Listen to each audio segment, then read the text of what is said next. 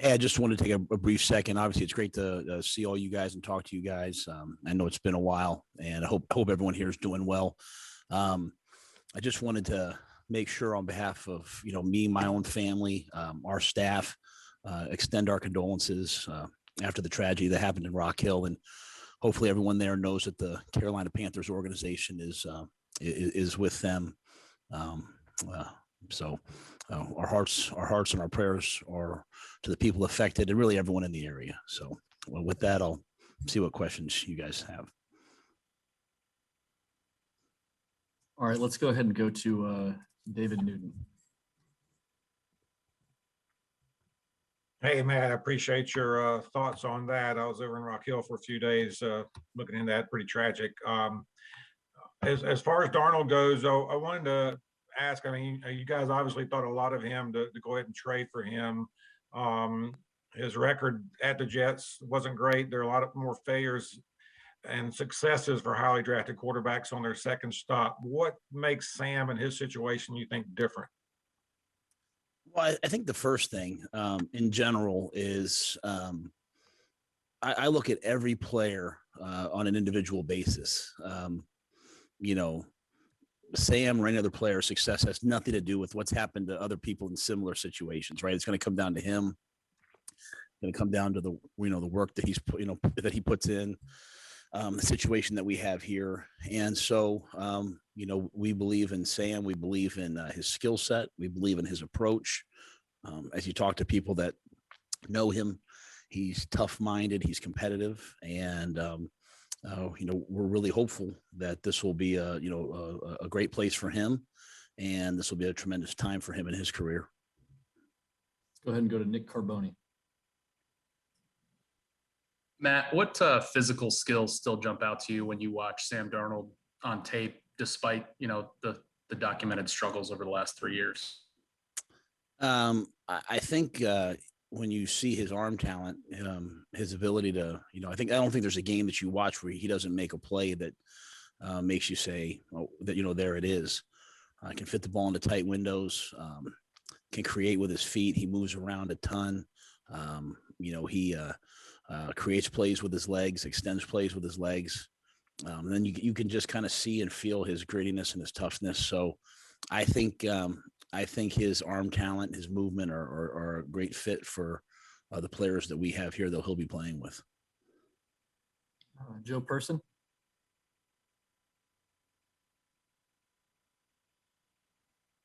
Joe? Hey, sorry about that, Matt. Good to see you. Where do things stand with Teddy Bridgewater? Might you guys still bring him back? And if you do, would it have to be at a reduced number? Teddy's still a member of this team.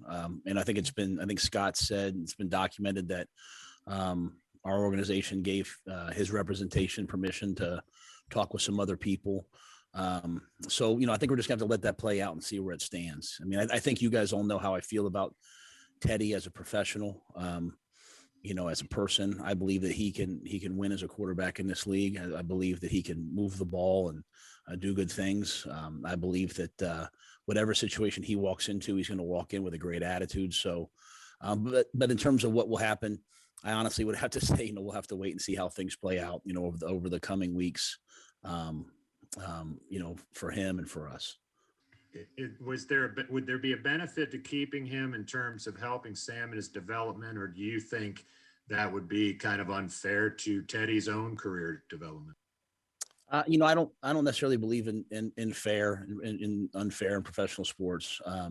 They are what it is what it is. Things happen as they happen. That being said, I can't comment on hypotheticals really at this point. I just think it's kind of, we'll see how it plays out. The two good quarterbacks we're talking about, we'll see how things end up. Elena Getzenberg. Hey, Matt, good to see you. I was curious, when we talked to Scott last week, he kind of referenced that he wasn't in a place to say that Sam was the starter. I guess, how are you viewing the depth chart with him coming in, obviously with the Teddy situation kind of still in flux there? Yeah, I don't know that I could comment it, yet. Obviously we brought Sam here because we think he can play at a really high level. So, I mean, that would be obvious. But, I literally just met him 10 minutes ago. I think so much has to play out over the off season. I amongst probably many people, am very hopeful that we'll have a true off season and OTAs and all those different things. So I don't know that I could say exactly where we are yet. I think that'll all play out, but we obviously do feel really good about Sam and, what he has the potential to do. And then just quickly, I was curious, I know it's kind of been referenced that you spoke with Sam when you were involved in maybe the Jets job a couple of years ago. Just what conversations have you had with Sam prior to, meeting him today in person? I had that, Zoom, Skype, whatever it would be called with Sam as I went through that interview process for, 15, 20 minutes, nothing of tremendous substance. And then once the trade was made, I've talked to him since then, and then obviously had a chance to meet him today. So nothing real, substantive, just really more off the tape and what I see. Josh Graham. Coach, a couple housekeeping things. Number one, have you been vaccinated yet, and do you plan to? I don't know if I'm. Should I say that? Yeah, man, I'm fine. I'm vaccinated. Yeah, I'm vaccinated. Yeah, and you mentioned the OTAs, and hopefully you're able to have a more conventional off season. What guidance have you guys been given by the league on that in relation to the draft and everything that you hope to have after that? And also, what are your thoughts on the 17-game schedule? I think that there's some protocols have been set forth in terms of the draft room, in terms of, whether you're vaccinated, whether people are vaccinated, not vaccinated. So I know we're making plans for the draft. I really enjoyed doing it from home last year, but I'm sure it'll be great to get in a room, with everyone here and grind out the draft. In terms of your first question, the off-season program, I always operate off of, as it is. Right now I'm planning to get started next Monday. If I get direction that, hey, that's virtual, or hey, that's canceled, or anything like that, I'll adapt. But last year I spent a lot of time worrying and projecting and trying to figure out what was what. And I realized pretty soon that all that was doing was, providing stress. So I'm prepared, our staff's prepared to start next Monday, the 19th. And something changes, it changes, and, we'll adapt from there. And I don't have much of a feeling necessarily on the 17th game, other than, we're all playing it. It's another chance for us to go compete. So, obviously we're going to Houston. I'm always excited for a chance to play football. So, we'll attack it as it comes. Darren Gant. Matt, how would you describe acquiring Sam in terms of its impact on the 8th pick of the draft? Well, I just think, it frees us up to pick the best players available, fill potential needs. I think anytime you can get someone who's, 23, 24 years old, who was, the third pick in the draft just a few years ago. And, we're not giving up an early pick this year. We still have 7 picks because of our comp picks. So, we're still picking in every round. So I think it puts us in a real position. I think we drafted well last year, and to be quite honest, we need another really strong draft. So at the 8th position, we'll be flexible. We'll look to take the best player available. We'll continue to look at quarterbacks. I've been impressed going around and watching some of these guys throw. So we'll look at anything and everything. There is no, we're not locked into everything. And this week is our draft meeting week. We'll meet this entire week and really kind of set the board, the coaches and the scouts and Scott and me. And so we'll maybe have a little more clarity on the inside, but I think this trade allowed us to bring in another quarterback player that we believe in, and at the same time, still have the 8th pick, still have the 39th pick, still have some pretty good, draft capital. Let's go to Jonathan Alexander, and then we'll go to Scott Fowler. Hey, man, hope you're doing well. I'm curious, at what point did you all realize that you all needed to move in a different direction from Teddy as the starter. And where do you think things didn't work out? Yeah, I'm not going to speak anything, about Teddy. I mean, I just think Sam Darnold's a player that we like a lot. We liked a lot as we studied him. I think it's our job each and every year to study every player that's possibly going to be traded, that gets cut, that's a free agent. So as we did those things, some of us in the organization saw things in Sam that we really liked, and so this was a move to acquire a young player at 23, 24 years old who we think has a ton of talent, and really that being it. And if I could ask, before trading for Sam Darnold, just did you feel like there was maybe perhaps a little more pressure to take a quarterback there at 8? No. I think our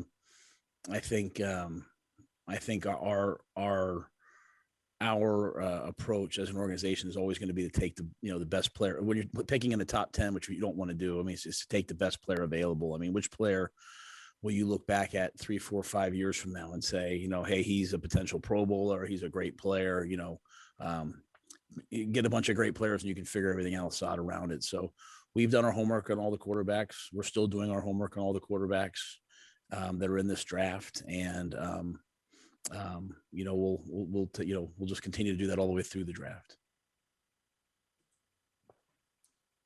Hey, Matt, you're always really good on philosophical questions. So that's sort of what this is. Not speaking specifically so much right now about Sam Darnold or Teddy Bridgewater, but in general, the quarterback position. How important is it for a head coach to have that solved? I mean, how far can you go without having that solved? And it sounds like you've walked into a very interesting situation now for a couple of years in a row at QB, and obviously you're spending a lot of time on it. So just sort of philosophically the significance of solving the quarterback issue. Well, I think quarterback is an unbelievably important position. It's probably the most important position in the game of football, but I also believe that one man can't do it alone. I mean, there's been Hall of Fame quarterbacks and guys who are going to go to the Hall of Fame who've been to one Super Bowl, who've won one Super Bowl. So to me, you have to build a team around it. The coaches that I look up to, that I studied growing up, you look at Bill Parcells. I mean, he was able to win several different places with different quarterbacks. So, what we're trying to do is we're trying to build a team. We're trying to build an offense and a defense, and not mortgage the future for, maybe like one player. I mean, you look at the history of trading up. Is it good? Is it bad? Everyone has to decide that. So we recognize that quarterback play is really important, but, sometimes the narratives shift after the year. Like there were times this year where all anyone could say was, how come we're not getting any sacks? And then how come we can't get off the field on third down?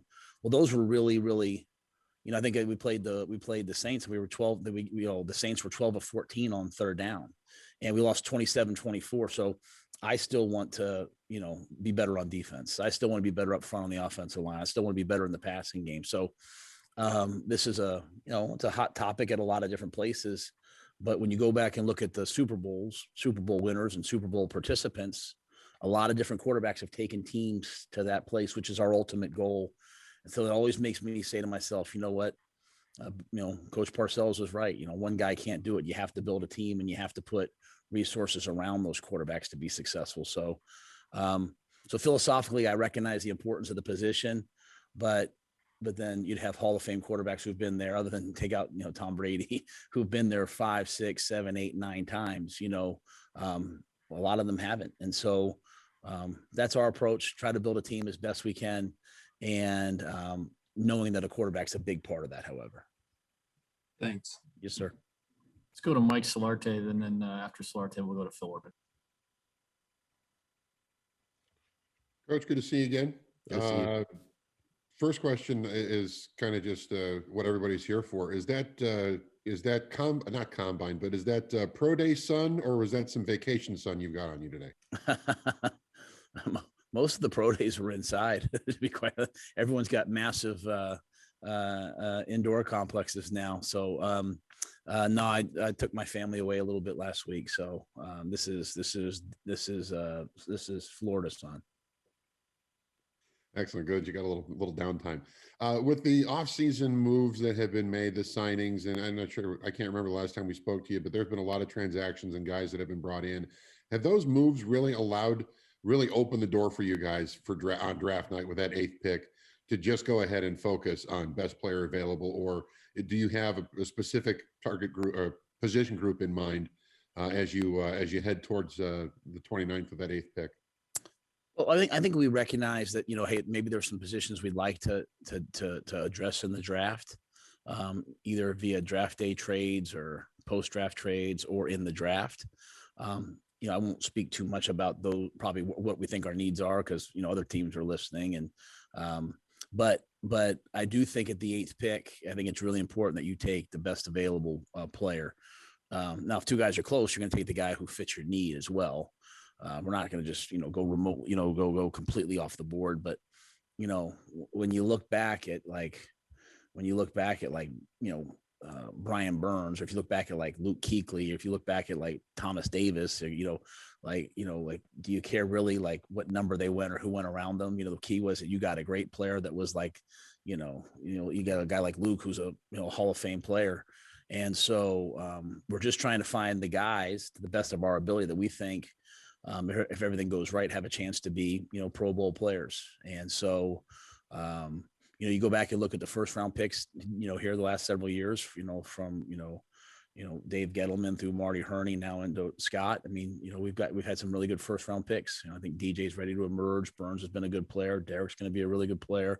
Christian obviously is a really good player. And so I think the key for us is trying to make sure that we get the right guy at 8, and then after that, making sure we really start to try to address some needs in areas. But I do like the free agent signings. I think, some positions, we've added depth, if nothing else, and competition, if nothing else. And that to me is the key, especially now with the 17-game season. You play 3 preseason games, and then we play 17 games. Your depth, especially on the defensive line, especially at pass rush, or especially in the secondary, those things are going to be affected. And then if I might quickly follow up, last year with all the protocols and restrictions, you did not have the traditional first-year coach additional practices. Now that you're 1 year in, do you maybe get those this year, or are those going to be completely off the table? No, I don't get it. I'm a returning coach. Nothing special. Hey, Matt, there was a report right after the trade that you picked up Sam's 5th-year option. Can you just tell us if you did, and if so, was that kind of a business decision, or does that speak to your faith in his ability? We have not done anything with that yet. If I could follow up, then you mentioned Sam's age twice. What kind of draw was that to have a guy with 3 years in the league turning 24 quarterback? Well, I just think, with the way, the quarterback drafts are going now, I mean, again, you're going to hear me always talk about Bill Parcells, and, it's like, he had this metric, like guys had to have started like 24, 26 games. I can't remember what that number is. There's a lot of guys coming out early. And so that first couple of years in the NFL are like their junior and senior year of college. It's not like, 10, 15 years ago. I mean, you look at a guy, Peyton Manning, the guys like that who played a ton of football. I mean, some of the guys that are coming out, they've been in the NFL for 2-3 years, and they're 22, 23. Some of the guys coming out right now are 20 and 21. So, I just think with Sam, he's a young guy who came out early, and the football that he's played up until now is kind of like his junior and senior year, except it happened at the National Football League level. So we're not getting a guy who's, 27, 28. Not that there's anything wrong with that, but we have a guy that's still young, still has a lot of football left in him. So if things work out the way that we hope that they work out, we have a young player and who can, hopefully be with us for a while. Let's go to Josh Klein, then Brett Jim. Hey, Matt, good to see you. Your philosophy on coaching young quarterbacks, how do you help them translate their talent out on the field, and how do you communicate improvement in decision making?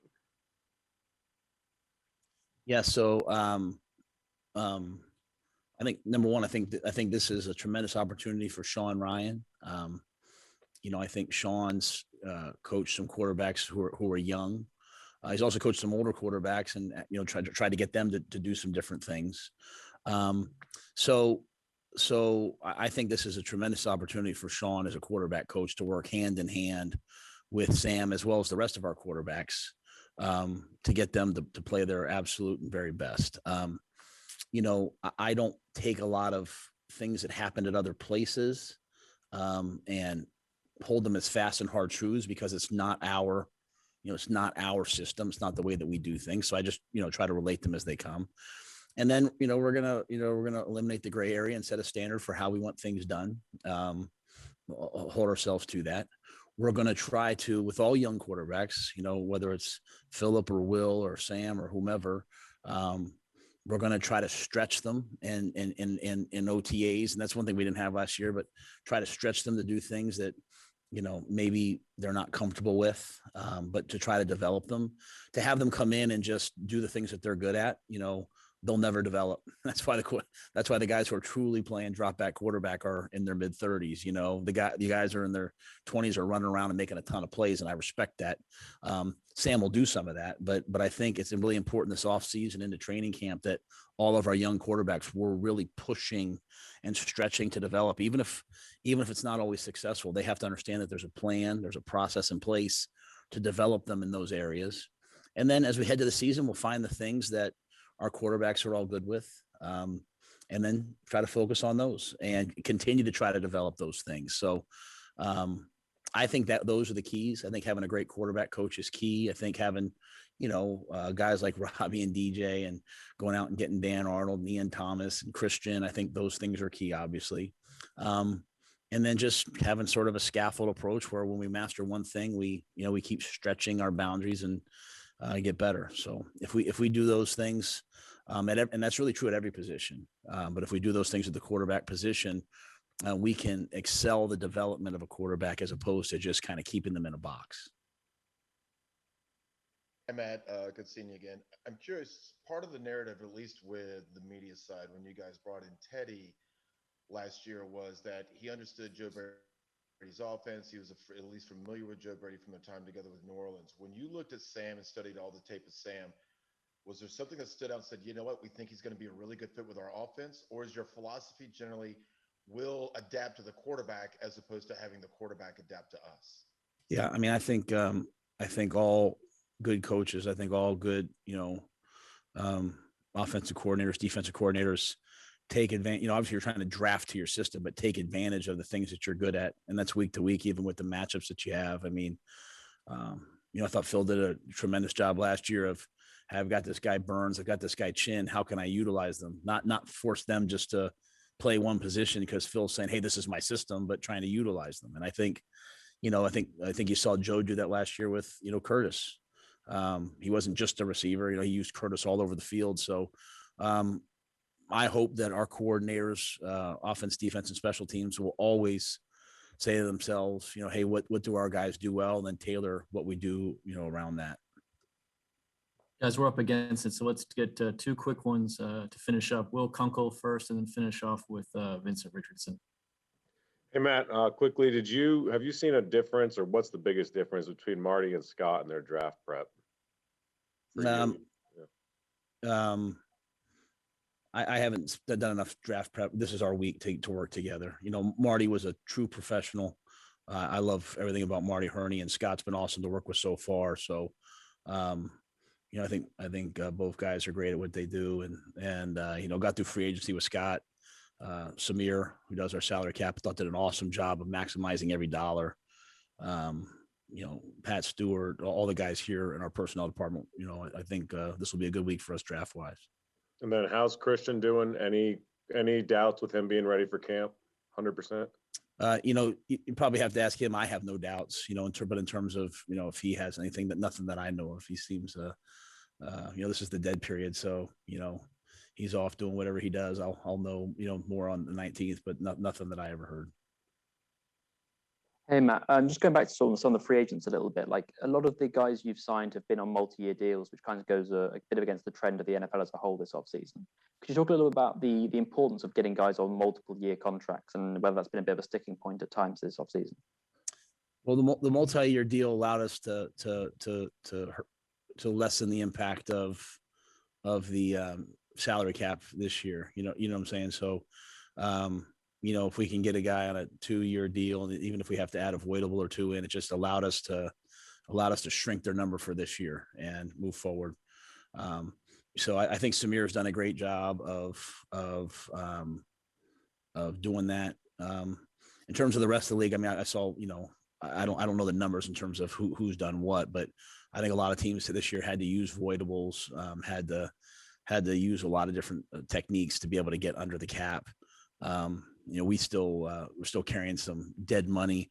So again, I think Samir did a great job, but there's a lot of players that we think have good years left in them. That's why we did multiple year deals, but at the same time, a lot of this was about us maximizing the limited cap space we had to be able to get, a bunch of guys in.